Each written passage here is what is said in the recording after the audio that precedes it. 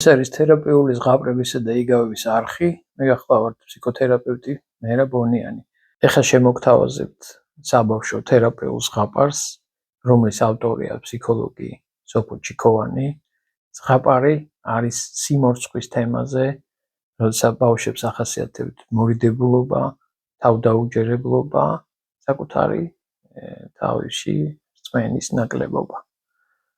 ზღაპრის სათაური ასეთია. როგორ იპოვა წიფლის ჩიტამ დაკარგული ბგერები. უღრან ტყეში ცხოვრებ წიფლის ჩიტების ოჯახს, რომ პატარა ბარტყი გაუჩნდათ, ტყის ყველა ბინადარმა გაიხარა. წიფლის ჩიტების ოჯახი ყველას უყვარდა, ჯერ ერთი მათი არაჩვეულებრივი სიმღერის გამო, რომელიც მთელ ტყეს სიმშვიდისა და სიყვარულის საბურველში ახვევდა და მეორეც ისინი ძალიან მკეთილები და მეგობრულები იყვნენ. ახალი ამბის მისალოცად ჯერ ჩიტები მოფრინდნენ და ახლად გამოჩეკილ ბარტყს საჩუქრად პატარა ტომსიკებით მარცვლეული და მცენარის თესლები მოუტანეს. შემდეგ ციყვიე სტუმრად კაკლის ნაჭუჭის კალათით ხელდამშვენებული, კურდღელმა ტკბილი ძილისათვის რბილი ბალახის ქვეშაგები აჩუქა, მელაკუდამ სარკე მიართვა, რომელიც ტყეში ეპოვა და დიდხანს ინახავდა თავის სოროში. კეთილმა ბუმ ზღაპრების წიგნი მიართვა პატარა წიფლის ჩიტას. ფუტკრები ბზუილით, პეპლები კი ფრთების ფართქუნით დასტრიალებდნენ წიფლის ხეს, რომელზეც ჩიტუნების ბუდე იყო აშენებული. ფოთლები საამურად შრიალებდნენ, ყვავილებიც თითქოს მეტსურნელებას აფრქვევდნენ და იქვე შორიახლო მორაკრაკე ნაკადულის სასიამოვნო შეძახილი ტყის საერთო მხიარულებას უერთდებოდა. დედა წიფლის ჩიტას დაღლილ სახეზე ბედნიერების ღიმილი დასთამაშებდა. ამაყი და ზრუნველი მამა ჩიტი უფროს ბარტყებს უყვებოდა, რომ ოდესღაც ისინიც ასეთი პატარა და უსუსურები იყვნენ.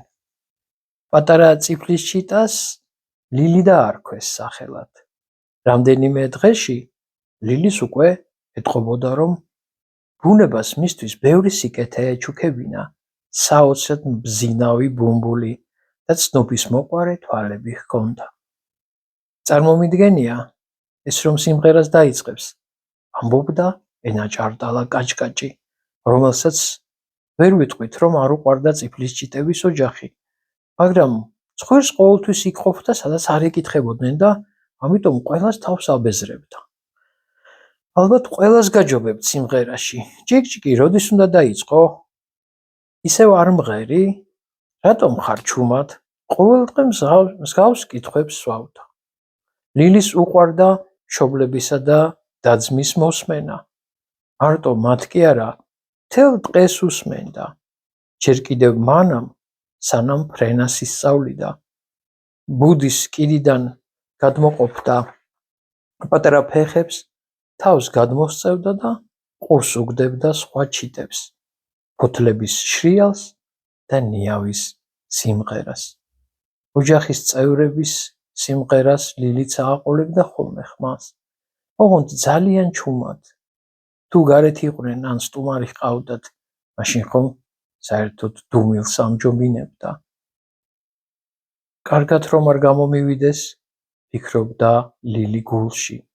არადა ძალიან უნდოდა ხმა მაღლა და უდარდელად ემღერა. სამწუხაროა, რომ ვერ მღერის.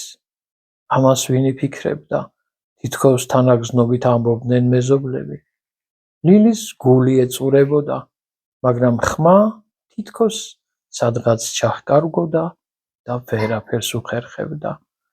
ლილი ყოველთვის ცდილობდა ზუსტი ბგერებით უშეცდომოდ ემღერა.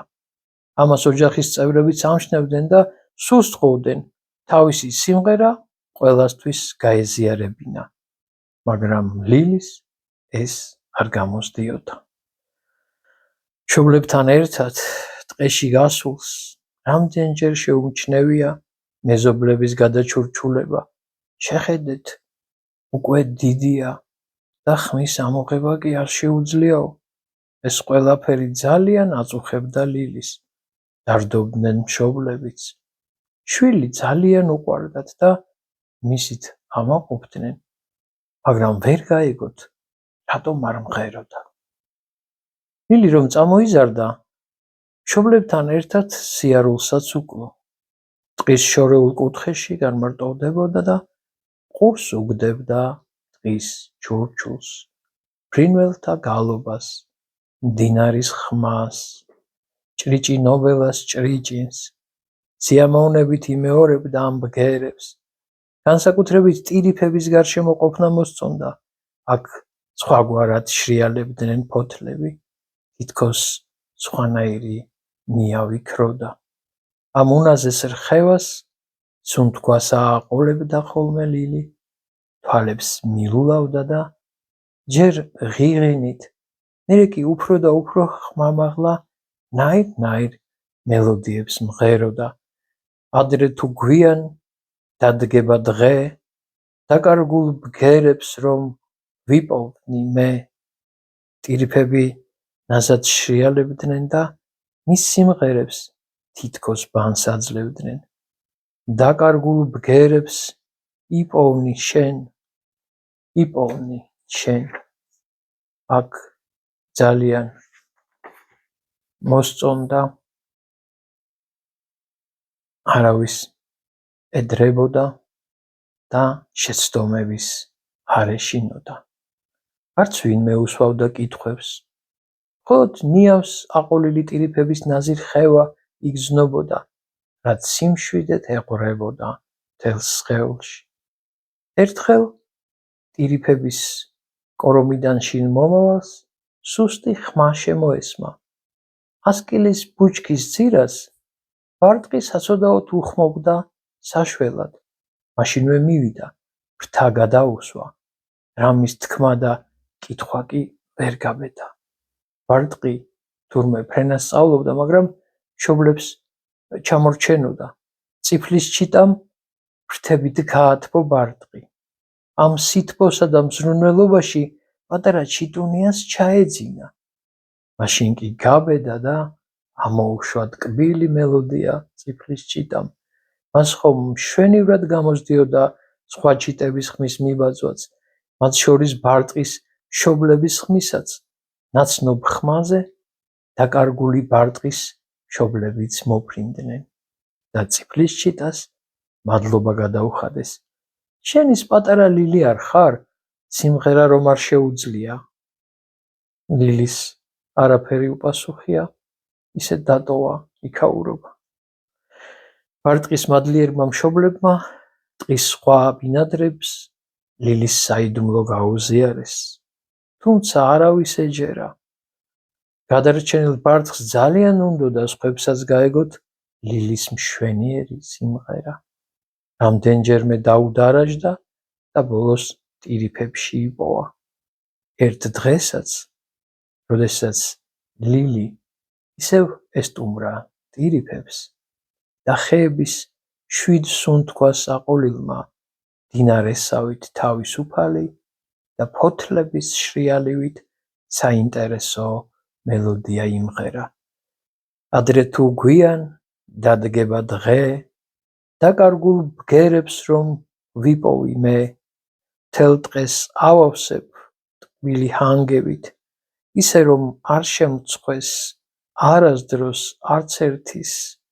დაკარგულ ბგერებს რომ ვიპოვი მე, გავარღვევ ხეების რიგებს და ტყეს. ყველაზე მაღალს ავარჩევ ხეს, იქიდან ვუმღერებ სამყაროს ვრცელს. მთელი ტყე ტაშმა და ხიარულმა შეძახილებმა მოიცვა. პატარა ბარტყს ტყის ბინადრები ჩუმად მოეყვანა ლილის მოსასმენად. ლილი მოულოდნელობისაგან გაოცდა, თუმცა არ დაბნეულა. გული სიხარულისაგან გამალებით უცემდა, თვალები ცრემლებით აევსო. ბებერმა ბუმ, რომელსაც ბევრი რამ ენახა და გაეგონა, წიფლის ჩიტას თავზე ხელი გადაუსვა და უთხრა: იცოდე, ნამდვილი ძალა შენშია. ხშირად იმდენად დიდი და შთამბეჭდავი, რომ მის გარეთ გამოშვებას დიდი გამბედაობა სჭირდება. შენ ეს შეძელი. წიფლის ჩიტაო.